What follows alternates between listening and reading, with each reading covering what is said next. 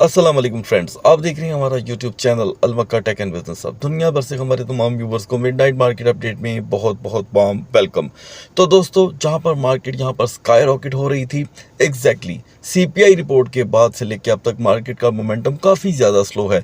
लेकिन हम ये नहीं कह सकते कि मार्केट क्रैश हो गई है। मार्केट में काइंड ऑफ करेक्शन आपको देखने को मिल रही है, और जैसे कि मैंने आपके साथ ऑलरेडी शेयर कर रखा है कि ये मार्केट जो है आल्ट कॉइन्स को अगर 50 सेंट क्रैश करेगी तो 25 रिकवर भी करेगी।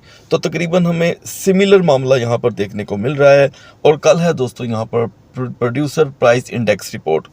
अब सवाल ये पैदा होता है कि कुछ व्यूवर का ये मानना है कि सीपीआई ने मार्केट का यहाँ पे इतना कौन सा नुकसान कर दिया जो पीपीआई कर सकती है। तो गाइस देखें, मेरी बात याद रखें, मार्केटों को तो बहाना चाहिए होता है पंप एंड डंप करने का, ठीक है। तो वो किसी का सहारा लेके भी मार्केट को पंप एंड डंप किया जा सकता है। अलबत्ता ये मैं आपको बता दूं कि जिस तरह लोग सोच रहे थे कि सीपीआई बहुत ही ज़बरदस्त है, मार्केटें पंप होंगी, ऐसा नहीं हुआ। इवन के गोल्ड की मार्केट बहुत बुरी यहाँ पर दोस्तों क्रैश कर चुकी है, उसके ऊपर भी हम बात करेंगे। तो गाइज यहाँ पर फिर भी हम इसे ऐड ज़रूर करेंगे कि ये प्रोड्यूसर प्राइस इंडेक्स जो है वो क्या रंग लेकर के आती है। और अभी 48 घंटे नहीं हुए पूरे दोस्तों, कल शाम 5:30 बजे सीपीआई को 48 घंटे पूरे हो जाएंगे। अगर हम कैपिटलाइजेशन को देखें दोस्तों, तो यहाँ पे कैपिटलाइजेशन में एक बड़ी कमी हुई है, लेकिन इतनी ज़्यादा कंसीडर नहीं की जा सकती, क्योंकि यहाँ पर डोमिनेंस हो गया है स्ट्रॉन्ग। जो सुबह 59% पे था, इस वक्त इसमें 0.40% का इजाफा हुआ है। टॉप ट्रेंडिंग टोकन के अंदर दोस्तों ओंडू है, ठीक है जी। यानी कि आप देख सकते हैं कि ओंडू में 0.7% की कमी की वजह से आप इसे टॉप ट्रेंडिंग में देख रहे हैं। उसके बाद दोस्तों एक टोकन टॉप ट्रेंडिंग में आया है, आप उसका नाम सुन के हंसेंगे, कमीनो, ठीक है। आप यकीनन हंसेंगे, मैं भी जब इसका नाम पढ़ रहा था तो मैं बस, अब ये इंग्लिश का वर्ड है, हम इसको जिस तरफ मर्जी लेके चले जाएं। एनीवे गाइस, मार्केट सुबह बहुत ही इंटरेस्टिंग होने वाली है, इसमें कोई शक नहीं है, क्योंकि अभी अब मोमेंटम टूट नहीं रहा। और एक और वजह है कि मार्केट ने अभी तक 1,00,000 को यहाँ पे प्रोटेक्ट करके रखा हुआ है। तो गाइज फाइनली यहाँ पे गोल्ड मार्केट ने 3200 का लेवल ब्रेक कर दिया है। जैसे कि मैंने आपको बताया था कि 3220 इसकी यहाँ पर सपोर्ट रहेगी। ये ब्रेक होती है तो मार्केट का कुछ नया ही हिस्सा आपके सामने आएगा। आज पूरे दिन $67 मार्केट क्रैश हुई है। मार्केट के अंदर अभी हमें फिलहाल स्ट्रेंथ दिखाई देखने को नहीं मिल रही, और मॉर्निंग में ये रिवर्सल भी हो सकती है, याद रखिएगा। और ऐसा हो भी रहा है पिछले तकरीबन 2 माह से। अच्छा, अब मॉर्निंग में रिवर्सल से पहले हमें एक चीज़ पे नज़र रखनी होगी कि आज हमारी जो अपने अपने मुल्क की, आप जिस भी मुल्क में रहते हैं, अमारात में, दुबई में, अमारात में, पाकिस्तान में या अमेरिका में, आपकी डोमेस्टिक मार्केटों ने क्या बिहेवियर किया है। तो डोमेस्टिक मार्केटों में दोस्तों सेलिंग प्रेशर आ सकता है, उसके ऊपर गौर करें। और अब इस मार्केट की दोस्तों जो सपोर्ट बनने जा रही है वो है 3,150 के बाद काफ़ी ज़्यादा भयानक सूरत हाल हो सकती है मार्केट की। लेकिन मॉर्निंग में अगर हमें 3205 और 3210 मतलब 3210 की रेजिस्टेंस मिल जाती है तो गोल्ड की मार्केट फिर से एक मर्तबा सेव हो जाएगी। और दोस्तों, हम जब बीटीसी के प्राइस को देखते हैं तो हमने 1600 का लो देखा। अब ये 1600 का लो कुछ इसी तरह ही था कि जिसे हम प्राइस शफल बोलते हैं, और एक मरतबा फिर से मार्केट मिडनाइट में 1,03,000 पे ऑन खड़ी है। आप जानते हैं, मैं आपको तकरीबन अब एक हफ्ते से ज़्यादा हो चुका है यही बता रहा हूँ कि 1,03,000 से नीचे डाउन मोमेंटम स्टार्ट हो जाता है, ठीक है। और 1,03,000 ऊपर आते ही आल्ट कॉइन्स जो हैं वो 7, 8, 10, 15 सेंट पंप होना शुरू हो जाते हैं। दूसरी तरफ इथीरियम में दोस्तों वेल्स की एंट्री थी, अभी भी है। वेल्स ने अपना तकरीबन 40% जो उनका जो हिस्सा था उन्होंने विड्रा करवा लिया है एक बड़े हाई के ऊपर। अब इस वक्त इथीरियम की हालत थोड़ी सी नाजुक है। मैं ये समझता हूँ कि मार्केट को हर सूरत यहाँ पर 2600 को सपोर्ट करना होगा, इस सपोर्ट को बचाना होगा। बाकी चीज़ें दोस्तों मैं लास्ट में डिस्कस करूंगा। आगाज़ करते हैं XRP से। तो गाइस, XRP की हमारी सपोर्ट अभी भी सिमिलर है 2.45, और यहाँ पर अगर हम देखें तो XRP का जो सबसे खिंचा हुआ जो बिहेवियर था वो फिर भी 2.52 का ही था। एनीवे, हम अपना टारगेट ऑन रखेंगे। 2.45 से 2.50 को हम कंटिन्यूसली टारगेट करेंगे, चाहे हमें मजीद इंतज़ार करना पड़े।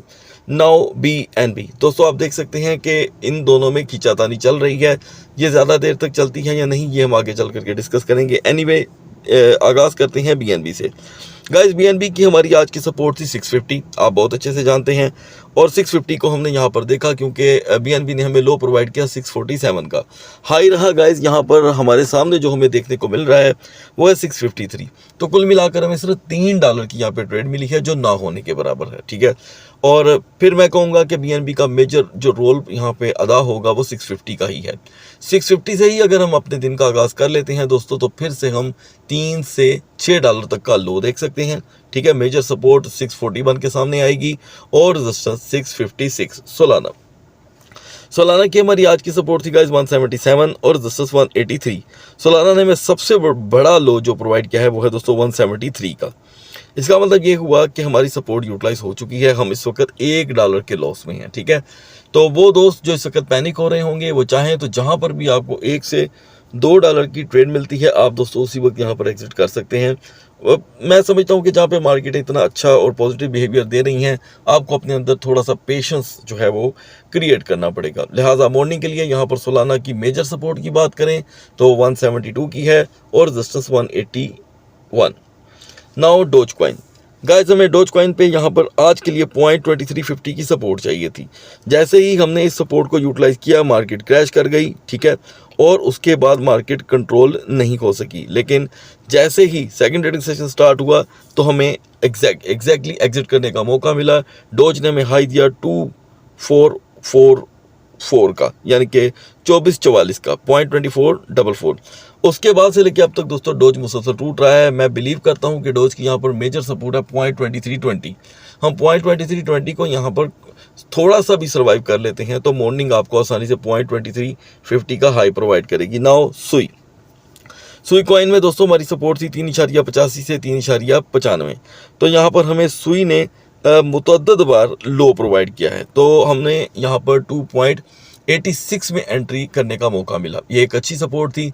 हाई रहा दोस्तों यहाँ पे 3.96 का, तो तकरीबन ये 9 से 10 सेंट की ट्रेड में मिलती रही। मॉर्निंग के लिए भी यहाँ पर हम सुई के ऊपर अच्छी नज़र रखेंगे और मैं समझता हूँ 3.75 से 3.80 इसकी मॉर्निंग के लिए यहाँ पर सपोर्ट रहेगी। नाउ चेन लिंक के लिए गाइज हमारी आज की सपोर्ट थी $17। आपको अपडेट किया गया था कि जहाँ पर भी $70 ब्रेक होगा आपको चेन लिंक आसानी से दोस्तों यहाँ पे 20 सेंट का लो देगा। अलबत्ता आप देख सकते हैं कि इसने हमें एक मेजर लो प्रोवाइड किया, हमने 16.68 का लो देखा। ये 32 सेंट का लो था। मॉर्निंग के लिए हमें हर सूरत 17.10 से अपने दिन का आगाज़ करना होगा। 17.10 से हमारे दिन का आगाज़ होता है दोस्तों, तो चेन लिंक हमें आसानी से जो ट्रेड प्रोवाइड कर देगा वो 17.45 की है। आगे बढ़ते हैं दोस्तों, यहाँ पे पोल्का डॉट ने हमें एक बहुत अच्छी यहाँ पर मौके की मुनासबत से एंट्री दी है, ठीक है। तो मैं देख रहा हूँ कि $5 में जब हमारी एंट्री हुई तो उसके बाद ये एकदम से क्रैश कर गया। 4.95 तक का हमने लो देखा। अभी मैं देख रहा हूँ दोस्तों हमें कोई ट्रेड नहीं मिल रही। जैसे ही पोल्का डॉट 5.02 पे जाता है ब्रेक कर जाता है।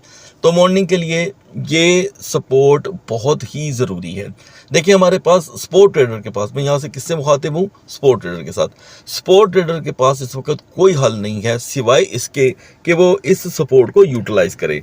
$5 को यूटिलाइज करना हमारी मजबूरी है, इसलिए कि पोल्का डॉट बड़ी बार 5.02 5.5 से हमें 10 बार 5.32 का हाई दे चुका है। तो ये हमारा फर्स्ट स्टेप है, हम इसे फिलहाल होल्ड करेंगे, ये मजबूरी भी है। तो गाइज अभी मैं पाई को यहाँ पे डिस्कस नहीं करूँगा। अलबत्ता पाई यहाँ पर $1 को ब्रेक कर गया है। अगर हम 45 मिनट तक $1 में वापस नहीं आते तो आप 0.92 सेंट का मजीद लो देखेंगे। नाउ BGP गाइस, आज के लिए हमारी BGP की जो सपोर्ट थी वो हमें कंफर्म मिली है यहाँ पर 4.70 की, ठीक है। आप देख सकते हैं अभी हम इसे होल्ड करेंगे। मार्केट के बिहेवियर के मुताबिक 4.70 की ये बाइंग बहुत ही स्ट्रॉन्ग है। उसके बाद दोस्तों आपको जुबानी रट गया होगा टाओ का सपोर्ट लेवल, ठीक है जी। तो टाओ की हमारी आज की सपोर्ट थी गाइस 450। 100% आपको ये पता था कि जब भी टाओ ब्रेक करेगा आपको $5 से $8 का लो देगा। अलबत्ता इसने $7 का लो दिया है, 7। उसके बाद रिकवरी कोई ख़ास नहीं है दोस्तों। तो मैं समझता हूँ मॉर्निंग के लिए भी हमारा सेम स्टांस है।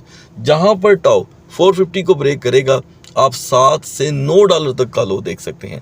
लेकिन कोशिश किया करें कि जहाँ पे आपको थोड़ी सी भी ट्रेड जनरेट हो आप मार्केट से एग्जिट कर दें और फिर नए एनालिसिस का वेट करें। और अगर हम यहाँ पर 452 453 से अपने दिन का आगाज़ करते हैं, 452 453 तो 460 एक नॉर्मल हाई होगा। यहाँ पर दोस्तों मैं लास्ट में एप्टस को ऐड करना चाहूँगा। आपको बताया गया था कि एप्टस की सपोर्ट $6 की है, ठीक है जी। अगर हमने $6 को कंटिन्यू ना किया नेक्स्ट 45 मिनट तक तो ये आपको 20 सेंट का लो देगा, ठीक है। तो मेरे पास जो एनालिसिस मौजूद है गाइस उसके मुताबिक यहाँ पर हमें दोस्तों एप्टस ने 5.73 का लो दिया है। ये काफ़ी बड़ा लो था। मॉर्निंग के लिए एप्टस को लाजम 5.90 पे आना होगा। अगर हम ये भी हासिल नहीं करते तो तैयारी कर लें 5.65 की। गाइस यहाँ पर एक टोकन बाकी रह गया है जिसे मैं मस्ट डिस्कस करना चाहता हूँ, वो है टिया। टिया के बारे में मैंने आपके साथ एक क्लियर स्टांस शेयर किया था कि टिया ने अगर यहाँ पर 3.22 को या 3.20 को यहाँ पर ब्रेक किया तो आप 17 सेंट का लो देखेंगे। गाइस कंफर्म यहाँ पर टिया ने हमें 3.02 का लो दिया है। आप जाकर के सुबह की वीडियो को अभी वीडियो के साथ जाके कंपैरिजन कर सकते हैं, ठीक है। अब बढ़ते हैं बीटीसी और इथेरियम के कैंडल चार्ट की तरफ। तो गाइस अगर आप मॉर्निंग में मार्केट को पूरा समझ के चलना चाहते हैं तो आपके लिए इस वक्त बीटीसी की सिचुएशन को समझना बड़ा ज़रूरी है, इसलिए कि बीटीसी बैक एंड पे अब पूरे आल्ट कॉइन को होल्ड कर रहा है। इथेरियम का उससे कोई ताल्लुक नहीं है। इथेरियम का जिन टोकन के साथ ताल्लुक है उनका मैं जिक्र आपके साथ कर दिया करता होता हूँ। तो गाइज यहाँ पर हमारे पास इस वक्त कोई ज़्यादा ऑप्शंस मौजूद नहीं हैं, ठीक है। जैसे कि मैंने आज आपको बताया था कि हर सूरत बीटीसी को 1,04,200 की रेजिस्टेंस चाहिए, लेकिन ऐसा नहीं हो सका। बीटीसी ने 1,04,350 तक का हाई दिया, लेकिन इसका कोई फ़ायदा नहीं था। फ़ायदा इसलिए नहीं था कि जब हमें रेजिस्टेंस नहीं मिलेगी तो हम उस लेवल पे बिलीव भी नहीं करेंगे, कभी भी नहीं करेंगे। तो रेजिस्टेंस आज नहीं मिली दोस्तों। तो मॉर्निंग के लिए बीटीसी को हर सूरत फिर से 1,04,200 1,04,500 से अपने दिन का आगाज़ करना होगा। फिर आप बिलीव कर सकते हैं कि मार्केट एक नए हाई की तरफ जा रही है। हम अगर यहीं रह जाते हैं दोस्तों तो कल का दिन भी काफ़ी ज़्यादा मायूस हो सकता है। अच्छा, अब क्योंकि गोल्ड की मार्केट क्रैश कर गई है तो सुबह का सेशन गोल्ड के लिए भी बड़ा अहम है, तो बीटीसी के लिए भी। तो यहाँ पे आज की क्लोजिंग कैंडल जो है दोस्तों वो बेरिश हैमर हेड है। अच्छा, इक्वल पोजीशन के ऊपर बेरिश हैमर हेड बड़े अरसे बाद यहाँ पे बनी है। ये देखें, मैं पर्सनली इस कैंडल को आज मार्केट के अंदर 7 महीने बाद बनता हुआ देख रहा हूँ, ठीक है। अब इसका मतलब क्या है वो मैं आपको बताता हूँ। ये देखें दोस्तों, जब इक्वल पोजीशन पे हैमर हेड कैंडल बन जाती है तो इसका मतलब ये होता है कि मार्केट अपर साइड के ऊपर आने की कोशिश कर रही है लेकिन वो नहीं आ पा रही। अगर हम यहाँ पे बिहाइंड द स्क्रीन देखें तो यहाँ पे एक बेरिश हैंगिंग मैन है, इसका भी वही मतलब है कि मार्केट हैंग है। अब कैंडल का नाम भी हैंगिंग मैन है तो कैंडल भी हैंग है। तो मैं समझता हूँ कि ये जो लेवल है स्टिल अगर हम इसे पॉजिटिव निगाह से देखें तो ये कोई बुरा लेवल नहीं है, ठीक है।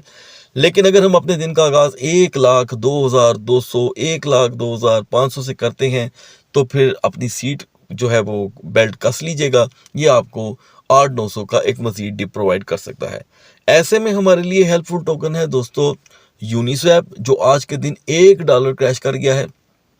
उसके बाद चेनलिंक और तीसरे नंबर पे यहाँ पे दोस्तों एप्टस। सोलाना को और बीएनबी को हम कर देंगे इग्नोर। बढ़ते हैं इथेरियम के कैंडल चार्ट की तरफ। वो इथेरियम दोस्तों जो 2700 पे आज पहुंचने की कोशिश कर चुका है, 2736 की, वो तब से लेके अब तक टूट रहा है। और इसने सबसे बड़ा जो हाई हमें प्रोवाइड किया वो 2665 का था। अच्छा, अब जब सुबह मैंने आपके साथ मार्केट शेयर की तो हम 2632 पे थे। आपको बताया गया था कि इथेरियम को यहाँ पर रिकवर करने के लिए 2660 से 2670 की रेजिस्टेंस चाहिए। देखिए गाइस, ना ये 2660 पे गया ना 70 पे, ये 2665 पे गया, यानी कि 2665 पे। और वहाँ पर इसकी रेजिस्टेंस कोई 30 से 32 मिनट ही बनी है और उसके बाद क्रैश। यहाँ पर आप इसके बेरिश इंगल्फिंग कैंडल देख रहे हैं, दोनों से साइड से शैडोज ओपन है और ये बीटीसी से बिल्कुल मुनफरिद है। बिहाइंड द स्क्रीन तकरीबन 20 घंटे से इथेरियम दोस्तों गिर रहा है। एक बुलिश हैंगिंग मैन है जिसने इसे 26 पे लाके खड़ा कर दिया है। तो एग्जैक्टली हमने आज जो लो देखा वो था 2548 का। काफ़ी ज़्यादा गंभीर सूरत हाल है मार्केट का। यहाँ पर 2548 का अचानक लो प्रोवाइड करना और तकरीबन $185 का लो देना, ये हैरान कुन है। तो गाइज यहाँ पर फिलहाल वॉल्यूम ये बात शो कर रहा है कि इथेरियम में दुनिया इंटरेस्टेड भी है, क्योंकि एक बहुत बड़ी दुनिया इस वक्त 2300-2400 पे एग्जिट करके आई है। ये फार्मूला आप बहुत अच्छे से जानते हैं कि जब एक नया हाई आता है एक टोकन के काफ़ी अरसे डिप में रहने के बाद, तो दुनिया एकदम एग्जिट की तरफ भागती है। हमारे बहुत से व्यूवर्स हैं जो कमेंट सेक्शन में बताते हैं कि जी मेरे पास 2200 की बाइंग थी, मैंने 2 इथेरियम लिए हुए थे। कोई कह रहा है जी कि मेरे पास 2300 की बाइंग थी, मैंने 2 लेके रखे हुए थे। तो सारों ने कमेंट सेक्शन में लिख दिया है कि भाई मैंने तो सेल कर दिया। इसका मतलब ये हुआ कि लोगों ने इथेरियम जब सेल किया तो सेलिंग प्रेशर आया। तो selling pressure is a very simple myth. Selling pressure के बाद मार्केट में ना टूटे सवाल ही नहीं पैदा होता। Anyway this is kind of correction. और अभी दोस्तों मार्केट को हर सूरत 2635 से अपने दिन का आगाज करना है, तो ही हम 30 से $35 का मजीद हाई देख सकते हैं। लेकिन अगर हम यहीं पे रह गए 2590 2580, तो फिर 2550 का लो एक नॉर्मल लो होगा। हेल्पफुल टोकन है हमारे लिए यहाँ पर BGP, ओंडू और सुई। सुबह तक अल्लाह हाफिज़।